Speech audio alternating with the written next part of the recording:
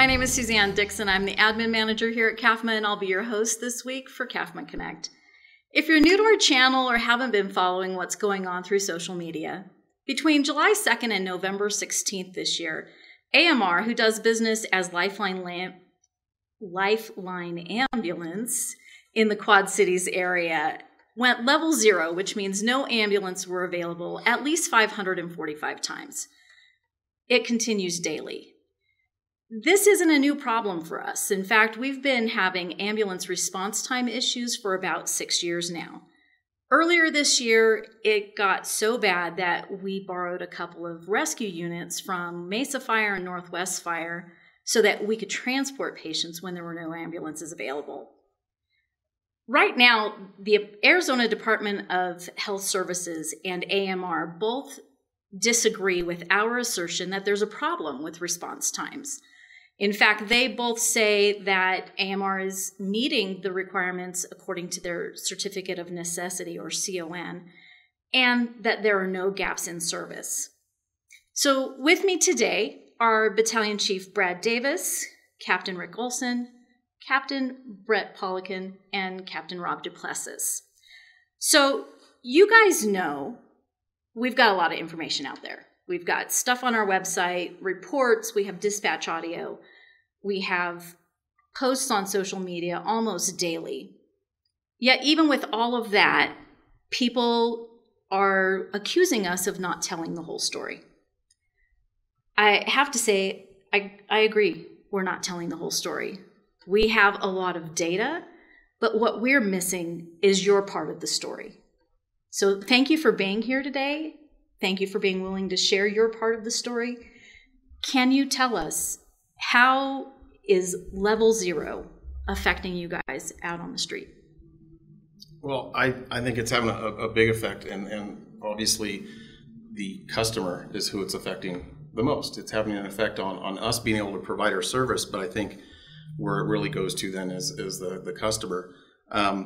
For me personally, since this has all come out, like you said, with the social media campaign, I've had various friends and family that don't know details, like, wow, what's going on? And getting my hair cut last month in there, being asked, like, wow, I've been hearing all this stuff, what's going on? And when you tell them the stuff that I've seen in front of my face, at least for the last, we've obviously been having the problems for 6 years, but for the last 6 months, it has been a daily, regular problem for all of us, especially on these guys, but the 6 shift battalion chiefs, our EMS chief that gets all the emails and documentation, it's having effects across the board on our daily routine and what we're supposed to be focusing on, because now we're focusing on this problem that we have that we shouldn't have to put all this time and effort into. The level 0 thing, like I said, it's happening every day. It's not a once in a while thing. And when I tell people that on a regular basis, there's one ambulance available sitting at the airport that's supposed to be covering the entire Quad City area, they're blown away by that. And then I take that further and go, there's other times that one ambulance is now kicked out on a call and there's none. And this isn't a once a week thing. It happens all the time. And it's having a huge impact on us. The rescue part of it is great that these other departments helped us to get those. Unfortunately, when we have to use them, unless, like for instance, Prescott Valley, we have 2. And unless that call is for one of those 2 stations, if one of the other stations gets a call and they need an ambulance, we now have to take a second fire truck of people to go to bring their ambulance to that crew. So now we're tying up 2 crews at the same time. Rick works at one of the stations that has a rescue, so he's had to do this numerous times. Now you start thinking about all the what ifs. What if that choking baby call now comes in the first due area of that station that just now had to take an ambulance to another crew, a rescue, to transport? The domino effect is huge. The possibility of having an untoward outcome is very, very high right now, unfortunately. So I want to go back. You said sometimes there's one ambulance and it's sitting at the airport. I'm thinking of where the airport is. 54 needs an ambulance in Dewey Humboldt. How long does it take for the ambulance to get there from the airport? Well, 89A, Fane Road, and down. And here's a perfect example. This one just happened a couple weeks ago on our shift. When we really see it is when we get a few calls that happen at the same time. When we have one call here and then an hour later another call, you don't really see the effect of this. But when you get 2 or 3 calls at the same time, and I always look at populations by fire stations, right? We have 10 fire stations. The possibility to have 3 or 4 calls at the same time is very, very high for that size of a population. So the other night, on our shift, we had a call in the viewpoint in the back of Prescott Valley. There was one ambulance in Prescott Valley, which was up front here. They went to the viewpoint.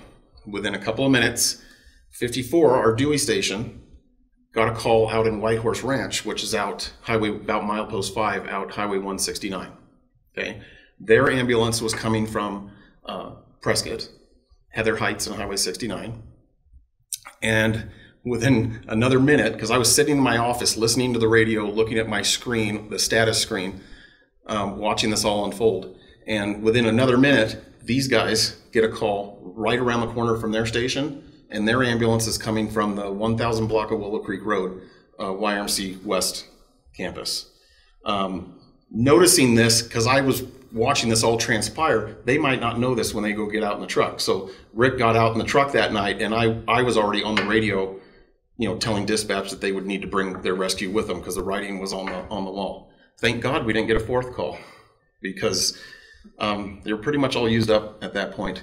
The Dewey thing is really interesting because there is a station right across the street on River Road from our station 54. There has been times in recent weeks where that ambulance has been unstaffed.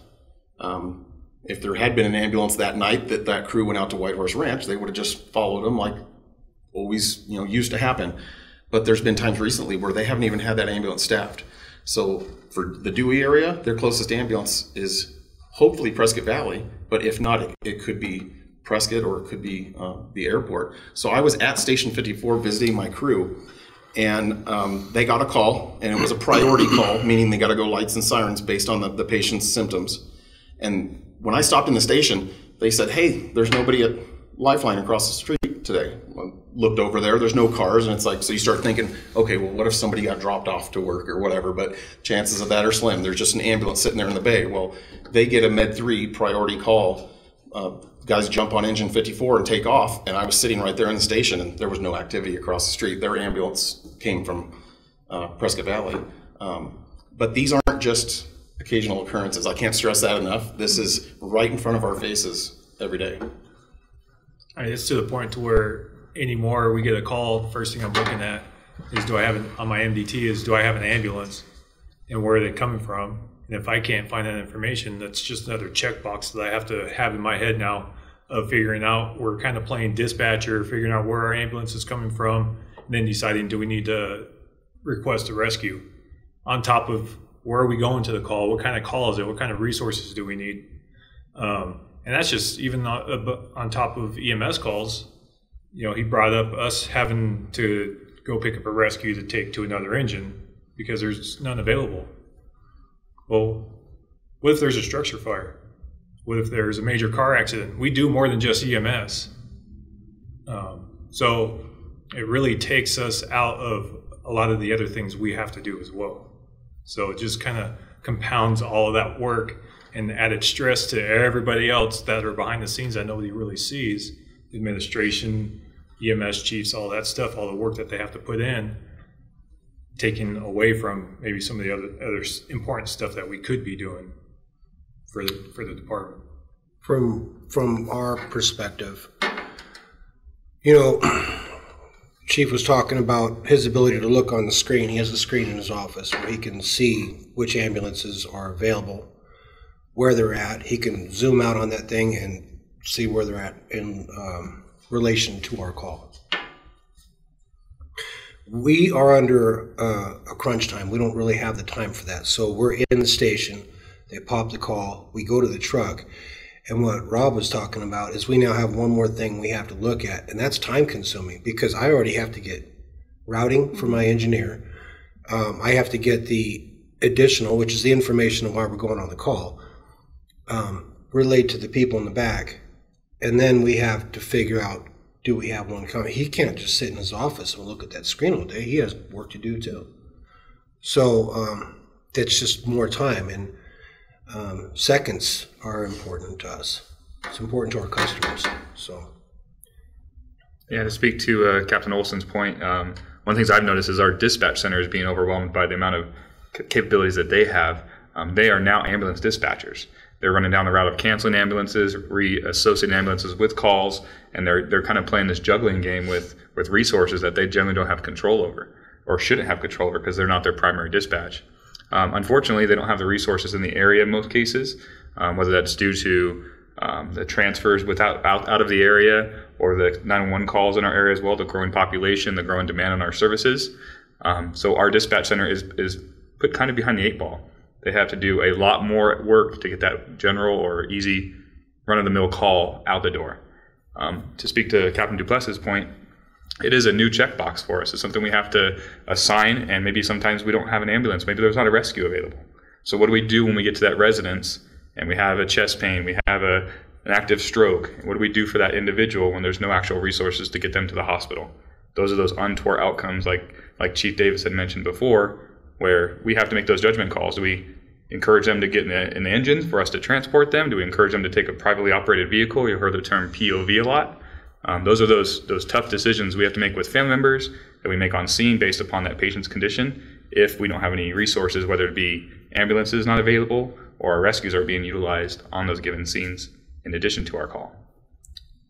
Sounds like a lot of extra stress. You guys already have a very stressful job. It absolutely is. I'm glad Brett brought up dispatch, because I was thinking about that as well. We're communicating with them all the time, and they're taking on this load that they've never had before. They were used to just calling over to the ambulance company, giving them an address.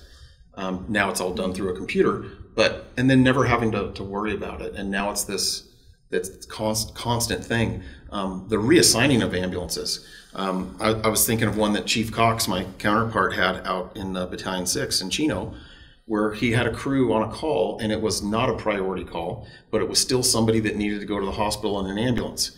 So they have an ambulance assigned to their call. Well, while they're on their way to that call, a priority call comes out, so they divert them to that, and now they send another one. And he went through 4 different ambulance assignments before they finally got an ambulance to show up over an hour later, because they kept getting diverted to priority calls. And what it comes down to is just not enough resources to cover the area. I think about our CON. I don't know what specific year that was written in the 80s that they're going off of, what our population and what our EMS call load must have looked like in the 80s. I moved here in 91.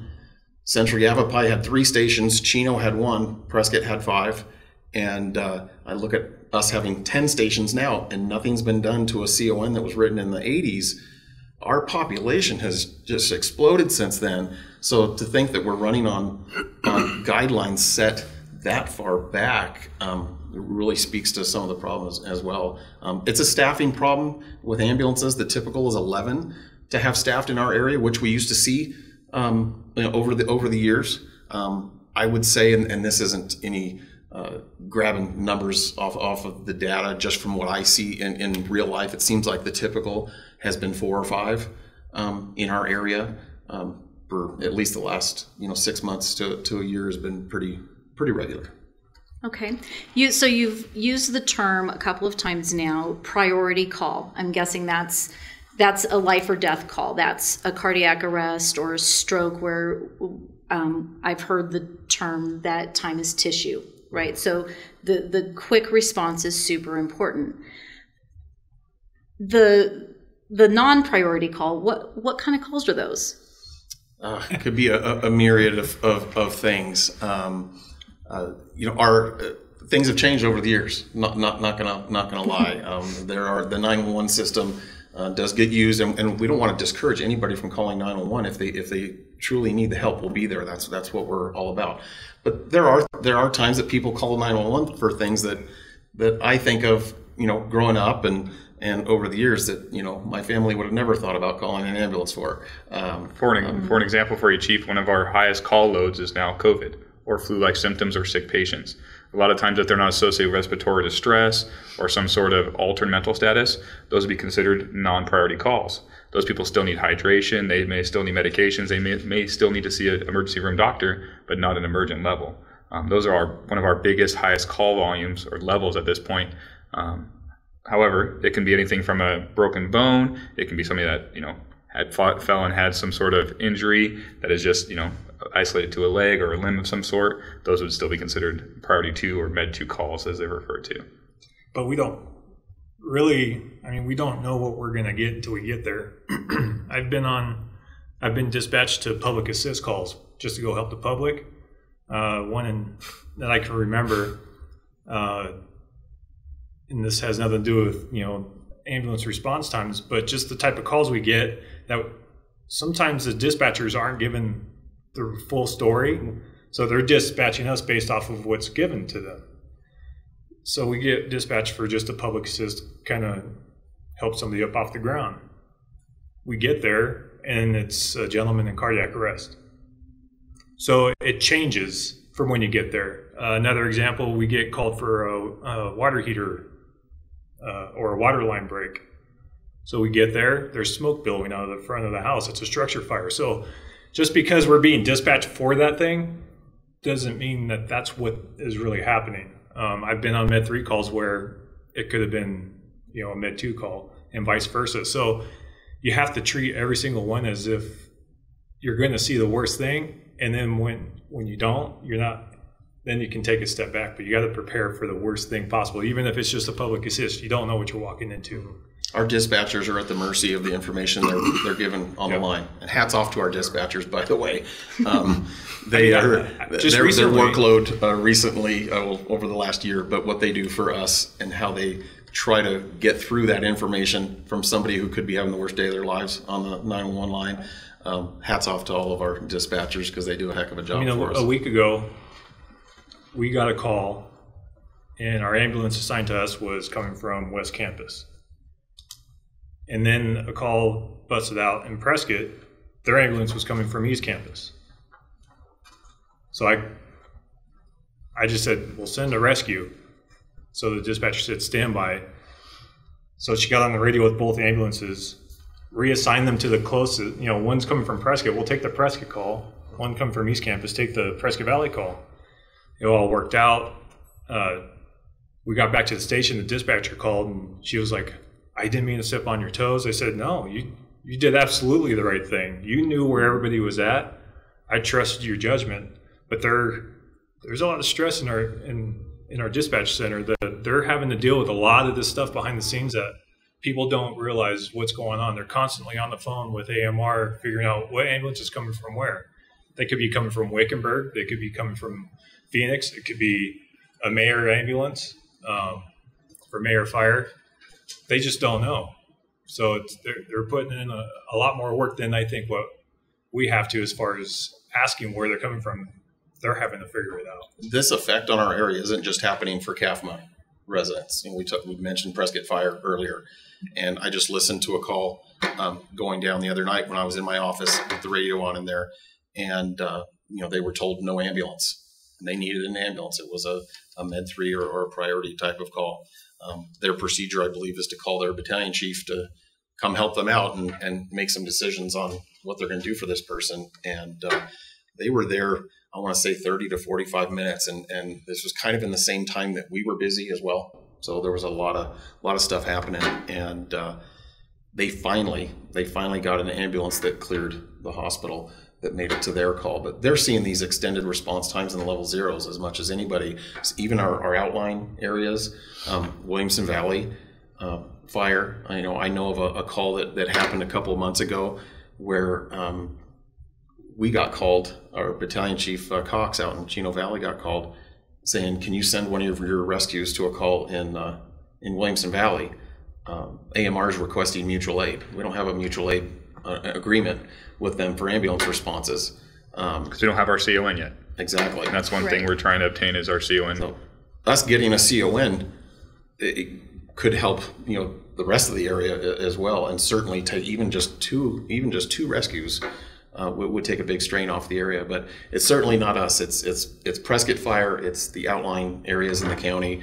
You talk about getting a rig coming to your call from Wickenburg. We had a call in Dewey recently, a couple of weeks ago. The first ambulance assigned to that call was from their station in Williams.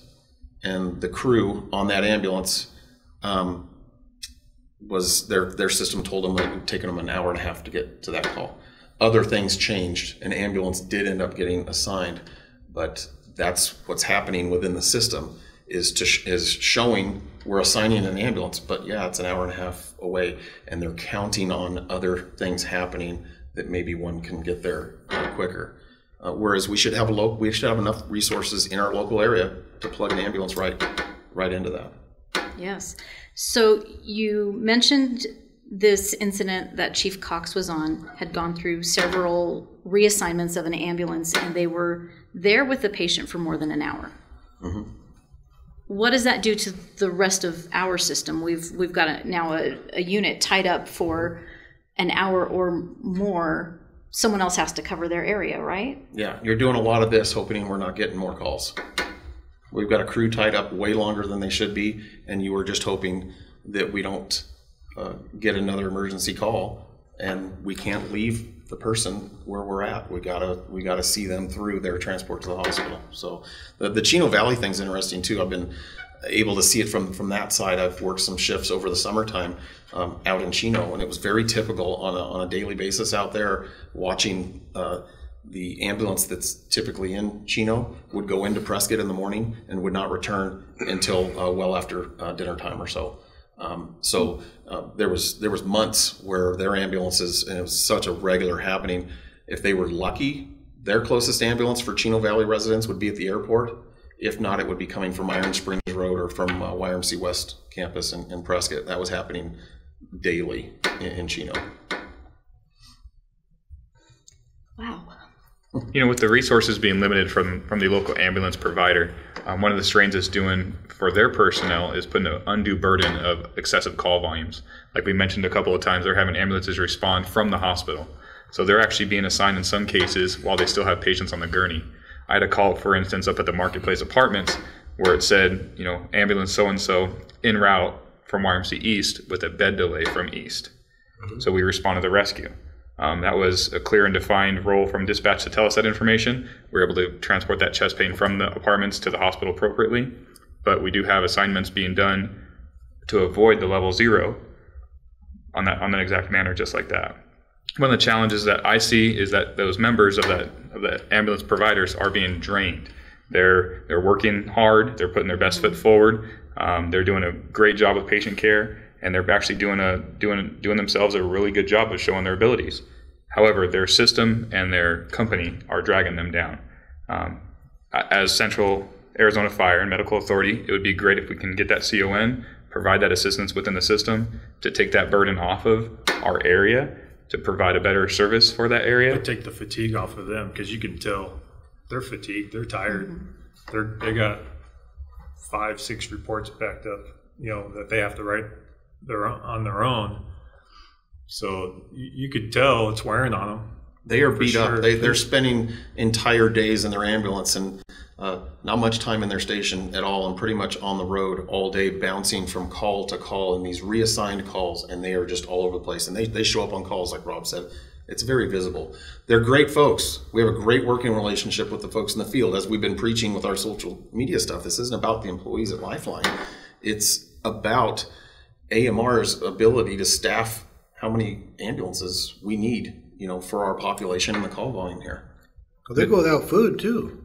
I ran a call not too long ago, and that's an important subject for me. But yeah, yes, it is. Poor gal. It was like 3:30, almost 4 o'clock, and we're in Prescott. We had to transport all the way to Prescott, and she's grouchy. You know, she's normally not grouchy. She's a chipper, great employee, the whole works. And I said, well, hey, what's going on? How's it going? She said, I haven't eaten yet. Oh, man. Okay, well, now I know what your anger face looks like. Are you going to be able to eat? She said, no, we got another call coming in. And so she took off, and off she went. So when we got back to the station, we packed some snacks and stuck them in our engine. The next time we saw her, handed her some snacks, because we did. A couple hours later. By then she had eaten, but yeah, they're getting beat up. They're getting beat up. They have snacks at Station 58 that they have to keep in stock in order to thought you had a stash on your engine. keep his level Already ate it. normal. I ate my stash. I was going to give her mine, so. Gone already for the day. Yeah, we see a lot of great people out there. We see a lot of great attitudes. They show up to work hard and to be professionals. They provide a great service, but it does wear on people when you're just doing turnaround hospital. And it can be a burden, especially when you're driving from the whole entire Quad City area that covers an extensive, area mileage. I don't even know the exact coverage. Maybe you guys can help me with that. But, they're driving from Prescott to Dewey to Chino all in one given afternoon and missing lunchtime, missing dinners, missing. But then they're taking breaks. the transfer down to Tucson or to Phoenix, coming back and then having to run more 911 calls the minute they get back up. And here. then they're getting assigned calls. We had one the other day where one of our crews in PV, their ambulance was coming from Cordes Junction and I-17 because that was a crew that was coming back from an inter-facility transfer. And at the time, they were the closest ambulance to this area. May have been Dewey, I don't remember, but it was, I-17 and Cordes Junction, so you knew they were coming back from Phoenix. Mm-hmm. So here they are, no rest on the road all day. They're getting their butts kicked. There's no doubt about it. To speak to the resource shortage from AMR side, I'm sure you guys have seen it on your end, but the Peoria ambulance being dispatched to calls. So they recognize there's a problem, whether or not they're going to do something about it to put more units in the system or more than they're actually doing now. I've had 3 calls, I think, where we ran with a Peoria ambulance, AP, whatever it was, in recent days. So they're recognizing there's an issue, but they're not providing the service to a level. They're kind of putting Band-Aids on an arterial bleed, if you would. They're taking from other areas, which are now short in those areas, to put a Band-Aid, like you said, to cover it up here. The logistical bummer side of that is we've seen running car accidents and multi-unit responses that when there are Phoenix rigs up here, a lot of times they don't have the radio channels to communicate with us, which causes us an incident command issue with that. That's something I've seen with the rigs coming up, which is better than no rigs coming up to help from other areas. But like Rob said, then now other areas are getting hurt. Wickenburg only has a few of them. Williams only has a few of them. But when they're pulling to the Prescott area, now they're short. Yeah, there was an article recently about Williams and their mayor and their township recognizing their shortage up there as well. Yes. So we've kind of touched on the different levels of calls. There are some people who have made comments on our social media posts that suggest that the ambulances are not available for the real calls, the serious calls, because they're tied up on a call for toe pain. And I didn't make up that phrase. That was what someone else used, toe pain. So do we see a lot of misuse or abuse of the 911 system here? And what can we tell the public so that we don't add to the problem? We got to be careful with that one, though. Go ahead. From a personal standpoint, I've been in the EMS service for about 15 years now. I've never actually ran a call on toe pain. And you guys might be able to answer that question for me, but I don't think I've ever actually ran it. Like this was a broken foot or somebody, did it broke bump their in, toe. Yeah, broke their toe or dropped a heavy weight. Toe pain. But not person kicked a couch or something like that. I've never actually ran that kind of toe pain call that they speak of.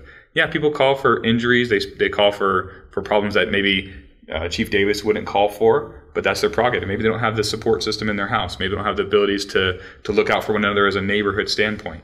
They're in a time of distress. And our job as professionals when it comes to either EMS or as the fire department is to respond to those people in need.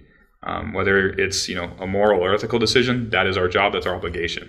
So if you had an issue that, you thought was important to you and you called 911, well, that might not be the same as important for me, but I treat it as if it's your worst day and we move on from that. We treat you with the respect and dignity you deserve. It's your emergency. It's not for me to judge. Mm-hmm.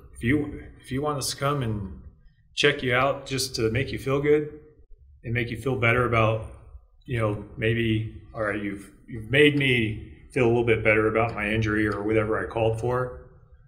I just wanted to get a few things checked out. That's fine. That's what we're here for. It's not my judgment call to say that's an emergency or not an emergency. I can't tell you that you shouldn't go by ambulance. That's up to you to decide. If you want to go by ambulance, we're going to take you by ambulance. We're going to help support you in whatever you need to get you feeling better. Yeah. That's our job. I'll give you for instance. Just last shift, we ran a call in a local community where a neighbor had called for concerns for their neighbor over COVID. The neighbors didn't actually call us, but they wanted to express enough energy out and say, hey, we have emergency here. These people might need help. We haven't talked to them a little bit. We haven't made contact with them. And they were elderly folk that just need a little bit of reassurance that they were on the right path for their, I guess, process of COVID, if you would. And that was one of the things that they felt reassured at the idea that, hey, we checked some vitals, we kind of evaluated them, and the neighbors were reassured, and we moved on. You know, they had themselves a real emergency. We had an ambulance responded with us. It was an engine company, and we were able to evaluate and treat those people as humans. I think that's important. You know, one thing that's interesting is over the years we always hear, why does the fire department show up for a medical call? Right. Because a lot of people came from other areas or systems where just an ambulance shows up with two people on it. You know, why is the fire truck there? Well, we have paramedics on every fire truck, and to think of right now in the current state that we're in, if we did not do EMS in this area as a fire department, I can't even imagine what our community would be going through right now if they didn't have a fire department that did EMS. They'd be screaming, begging for that service, begging for the abilities. Right. I think the toe pain comment, my perception is that it was perhaps an exaggerated statement to say it's a non-emergent thing. Maybe they don't need to take an ambulance. Maybe they don't need to go to the hospital. Maybe they can handle what they can handle at home. I think that we need to be very careful with that one. I was not trained to make those calls in the field, okay? And I haven't been given direction by my medical director or my chief or this chief to make those decisions in the field. Now, if somebody calls and they want to go to the hospital, as Rob was saying, they want to go in an ambulance, we're going to take them in an ambulance. Because I don't want them saying, well, I just feel this way, and it doesn't seem like it's a big deal. And then it turn out the next day, they really do go by an ambulance, and they were having a serious issue, okay? That we don't want to miss something. And if they're concerned enough, as Brett was saying, to give us a call, then send them. Right. Otherwise, we could wind up causing a lot of damage by not intervening the way we should have. That's certainly not a majority of our calls. To don't want to give the impression that that's all we do is go on unnecessary calls. Is that they're very few, very few. The recent challenge that we've all been seeing the last several weeks is BLS ambulances, meaning ambulances showing up with no paramedics on them, but 2 EMTs, and that has been. It's provided more ambulances to us, it seems like, over the last couple of weeks. However, now we are sending our paramedic in on transports to the hospital where maybe the patient was stable enough that they could have just ridden in with AMR's paramedic, but they don't have one. So it might be somebody that just needs a precautionary IV or some sort of medicines, but they're stable enough to just have one person in the back with them. But our paramedic can't transfer to an EMT to take that person in. So that's been a recent challenge that we've all been seeing is some ambulances with just EMTs showing up. Not to discredit EMTs, I'm just, right. That's just the level of care, you know, it all these things strain our system. If we turn over a patient to a BLS crew and there's something that maybe we just didn't catch, and en route to the hospital, something happens to that patient where now they need advanced life support, well, we dropped the ball. So we can't do that. We're the patient's advocate. We want to do what's best for them. Well, and it's been said for a long time, they've already paid for our services. So they deserve everything that we have to offer them, even if it's bringing a rescue and people getting upset at us. We're doing what is best for that patient and for that citizen at that time. We did get some recent news. I'm sure you heard from Chief Naminsky about the rescues being used on the state level. They mentioned, or they actually reaffirmed with Chief Naminsky that the rescues are appropriate for our responses. There's nothing against legislation against it. Obviously, we don't have a CON in place, but there is a basically statute that defines that, hey, these guys are doing the right thing, or they're within legislation to be providing these rescues in an emergency setting. And when we use these are in an emergency setting, and the 3 criteria that we follow, just so the general public knows, is a critical patient, is a critical patient with no ambulance response or a non-critical patient with greater than 30 minutes of delay. So we have a kind of a criteria when those rescues can be used, and it's up to the engine captains to make that decision, or with the team and the battalion chief to make those decisions to say, hey, we need a rescue or we need to deploy these resources. Okay. I've heard some chatter that what we've seen a little bit or maybe a lot recently are ambulances putting themselves on scene before they're actually there. Yes. Captain Duplessis, I know you have personal experience with this. Yeah, a couple instances. One that's more prevalent that was in a previous podcast that was on a recording was we had a call over at the rehab hospital, and the patient's room, the window looks right out to where the ambulance normally would pull in, where our entrance is that we usually go into. And it'd been a busy day. They'd gone level 0 a few times that day. So I got on the radio about 5-10 minutes after being on scene and asked for an ETA for the ambulance, which is a common thing anymore that we're all doing. But dispatch said that shows them on scene. And I'd been looking out the window the whole time, and there's no ambulance. Maybe they parked somewhere else. So I got back on the radio and said, well, they're not here. Let me go look for them. Maybe they're somewhere else. So I went out to where normally they would park, looked around the rehab hospital, and got back on the radio and said they're not on scene. So as I got back into the room, I can see them pulling up on scene. Another instance, just recently, it was a Med 2 call over the Circle K off Glassford. And I noticed the ambulance in the left-hand turn lane on 69 to turn left into where the Circle K is. They're at a stoplight. We're at the stoplight on Glassford going south to go across the intersection to go to Circle K.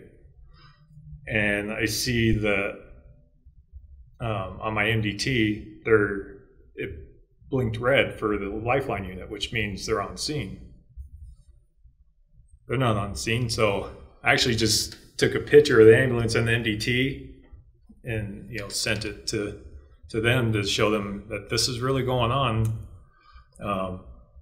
It's happened a few other times, and that's just a few instances just with me. Now, if you figure 10, 11 engines, 3 different shifts, it probably happens a heck of a lot more than just the handful of times it's happened to me. But that one specifically stood out because it was probably 10 minutes before they actually showed up on scene from when they said they were on scene. So. Does it really matter? Does it? Well, yeah, it does. I'm asking them where they're at because we need to hurry up and go. Do I need to call for another rescue? I'm now going through my mind, my check boxes of what's my next step, because if they're actually not coming or they got reassigned to something else and I wasn't told or our dispatch center wasn't told, yeah, it matters. The other side of that is how that skews the data that everyone's using. That's the byproduct of it, is skewing the data and saying we're meeting certain response times when it's really not happening. Watching the ABC 15 story and some of that, it's crazy to me when you see a higher up at AMR basically projecting that there's no problem here, and it's in front of our faces every single day. To let the folks know watching the podcast, it is absolutely a problem. And I want to see the stats. That's all they have to do to prove. Show us the numbers. We have the stats. We have the numbers. We keep the recordings, all that stuff. Where's their stuff? Show it to the public. Don't hide behind your skewed numbers. And I think things would get better, and maybe give us a few more resources and give their own employees a break of adding more resources for them. It's about their internal customer service too, which doesn't look like it's a very good thing right now. So we as CAFMA has submitted our application for the CON. We've been told that we've made it through the administrative review. Our application is complete. Now it goes to the next step. it could still take 18 to 24 months to get through this process.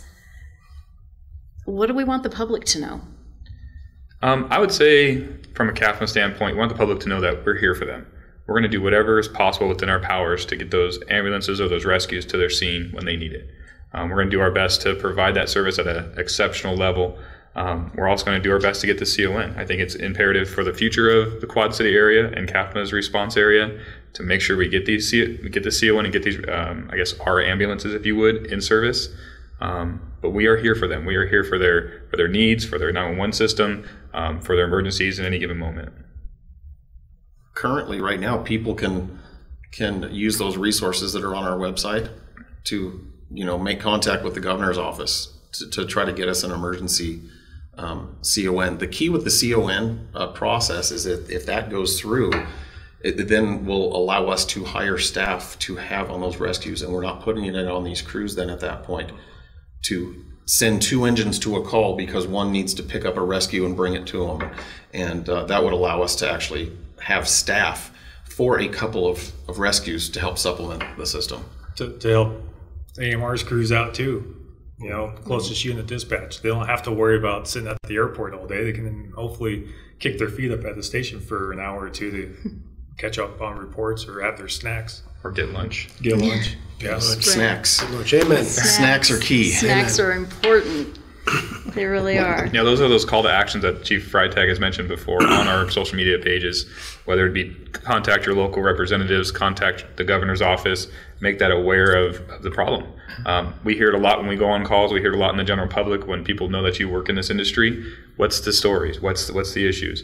And we express it to them, and they're made full aware of it. The community knows around us. We just have to have that call of action. They got to do something for that response. Okay. Anything else you guys want to share? No. No. You? Rick's hungry. No, I'm good to go. I could see the... No. Well, thank you all good. for being here and for sharing your experiences, really. We think it's very important that the public knows what it is that you guys are dealing with every day, and really that our commitment is to the community and to be there to provide the services they need. So thank you for being here. Well, and thank you to the Lifeline crews out there, our dispatchers. This is affecting all of us. It really is. But thank you to all those folks that are having to carry this burden that we have right now. Yes. So if you're asking now, what do we do next? How can I help or how can I get involved? Please visit our website, cazfire.org. There's a tab specifically for ambulance response issues and information there, all of the data, the reports, the dispatch audio, the news stories are posted there, information on how to contact your elected officials. So check out our website, follow us on social media for updates, and thank you so much for watching today. Until next time.